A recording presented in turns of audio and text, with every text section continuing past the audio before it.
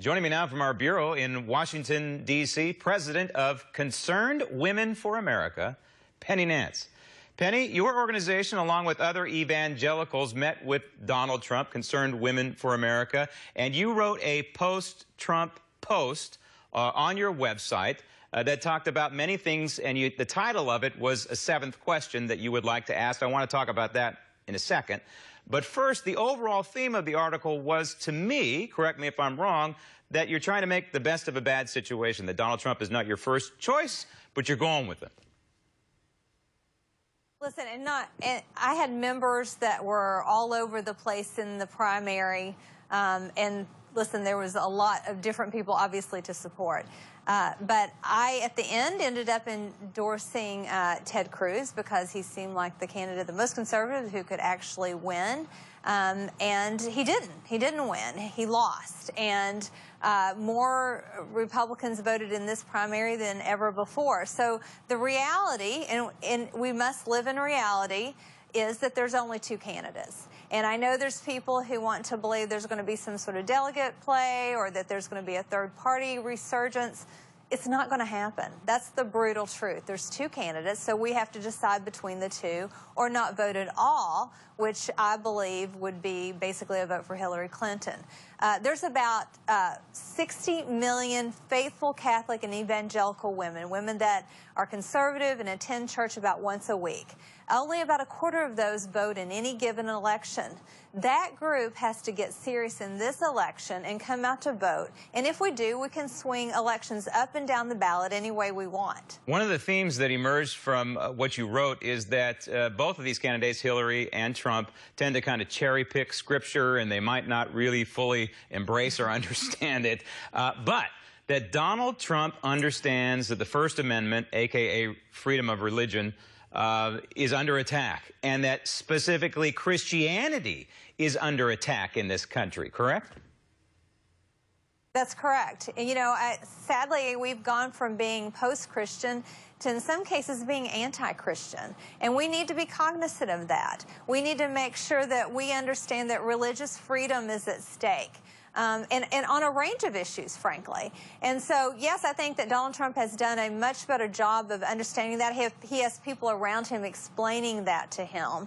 And so that religious freedom, whether it's the Little Sisters of the Poor being forced to pay for Sandra Fluke's birth control and abortifacient, whether or not the baker is going to be forced to bake the cake for the wedding, that as an assault to their conscience, whether or not any of us are forced to do things that are against our individual beliefs and faith, is an important and key issue. It is a First Amendment freedom, and we must be vigilant in protecting it. Among these 6 questions that were asked to Donald Trump during your meeting involved, what about gay pastors who are being forced to officiate over a gay marriage, and Donald Trump kind of punted that to the courts, which I think is extremely, extremely dangerous given the court system that we have right now. We have judicial activists there, but that's his answer. The 7th question that you didn't get to ask involved Planned Parenthood. In a nutshell, what was the question, and what do you believe in your gut is the answer? Well, first off, it has been written correctly that in that meeting there was not a question asked on abortion. And frankly, I think that should have been the first question. But I wasn't called on for the first question. I was supposed to be the 7th question, but only, as you pointed out, 6 questions were asked. If I had been asked, I would have drilled down more closely on the issue of Planned Parenthood. Donald Trump has said that he's pro-life and that he's had a change of heart, and I believe him in that. He's very clearly, and in that meeting he did a great job of again, pointing out and reaffirming his belief that he will only, his commitment that he will only appoint pro-life constitutionalists to the court. And by the way, there'll be between 1 and 4 Supreme Court justices, could be more, so hundreds of lower court judges, and about 5,000 leaders' appointments to government. These are the people that really run our government, and it's crucial that the power of the presidency is on our side on these key issues, and people are personnel or policy. What I wanted to ask, though, is he said that he believes that, that he is against abortion, but that Planned Parenthood does some good things. I wanted to point out to him that Planned Parenthood is the nation's largest abortion provider. They receive $500 million in taxpayer money every year. The money is commingled and used in ways that most of us find offensive. They're under investigation by a select committee in Congress for selling baby body parts, hearts, brains, tongues, lungs, heads. We can all agree that there are poor women who need help and need gynecological care.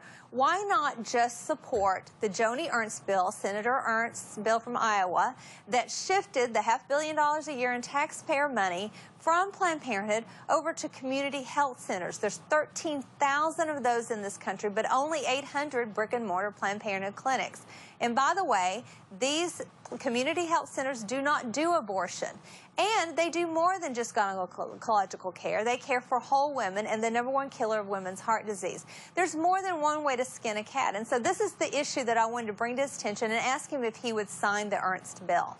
And we never got an answer. But maybe before this whole thing is over, still working on it, though. Before November 8th, maybe we'll get an answer. But, you know, the argument that Planned Parenthood does some good is kind of like saying Joseph Mengele, yeah, he was a good doctor, though. It just doesn't wash. Penny, thanks.